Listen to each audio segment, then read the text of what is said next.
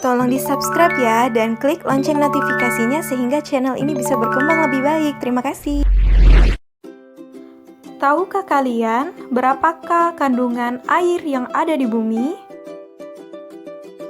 Apakah 90%? Jelas bukan. 80%? Bukan juga. Lalu, bagaimana dengan 70%? Ya, tepat sekali. Air yang ada di bumi, baik meliputi yang ada di laut, di sungai, di danau, di rawa, di dalam tanah, atau di udara pun hampir berjumlah sekitar 70%.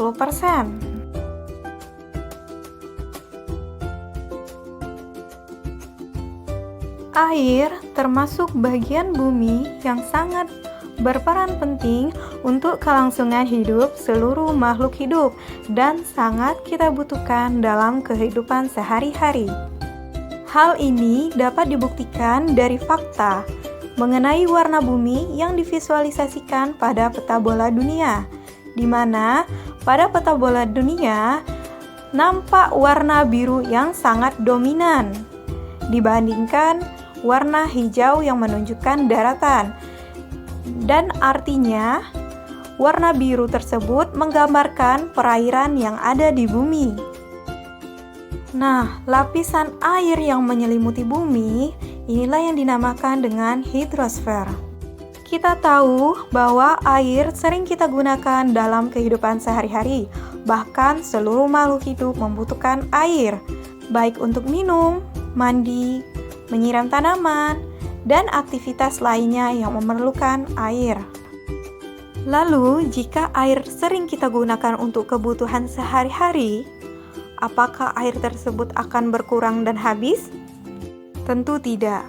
Air yang ada di bumi akan selalu ada melalui proses siklus air atau siklus hidrologi, di mana pada siklus air ini menjaga ketersediaan air yang ada di bumi dan terjadinya proses daur ulang air secara terus-menerus. Siklus air bisa terjadi diakibatkan adanya panas matahari yang menguapkan air yang berada di laut dan dari permukaan bumi yang dinamakan dengan proses evaporasi. Kemudian, uap air akan berkumpul di udara dan angkasa sehingga terjadinya proses pengembunan atau kondensasi, hingga terbentuknya awan. Ketika awan tidak mampu menampung uap air dari proses evaporasi, maka awan tersebut akan mengeluarkan uap air yang sering kita namakan dengan hujan. Kemudian, air hujan akan jatuh ke permukaan bumi, misalnya ke lautan, sungai, danau, bahkan tanah, dan akan diserap oleh tanah, kemudian dialirkan lagi ke laut. Dan proses ini akan terus-menerus berulang kembali. Selain terjadinya penyerapan air oleh tanah, pohon juga berperan untuk menyerap air tersebut. Namun, ketika curah hujan tinggi, maka simpanan air yang ada di permukaan bumi akan meluap, sehingga dapat menyebabkan banjir. Banjir dapat terjadi diakibatkan oleh beberapa faktor penyebab.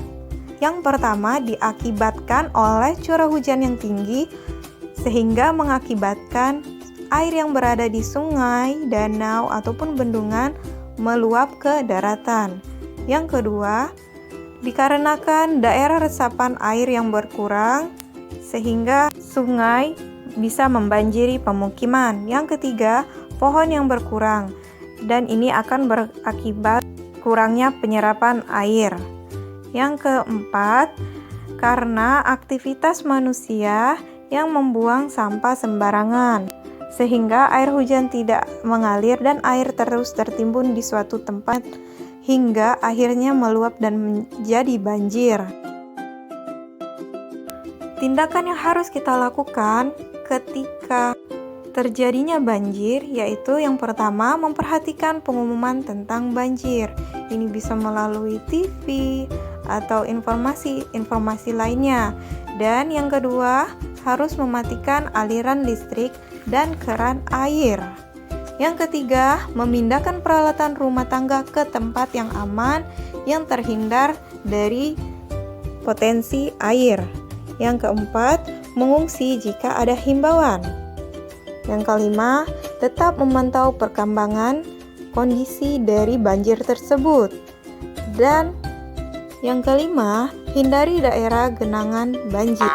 Nah, itulah tadi pembahasan mengenai hidrosfer. Semoga apa yang sudah dijelaskan bisa dipahami dengan baik dan semoga bermanfaat. Wassalamualaikum warahmatullahi wabarakatuh.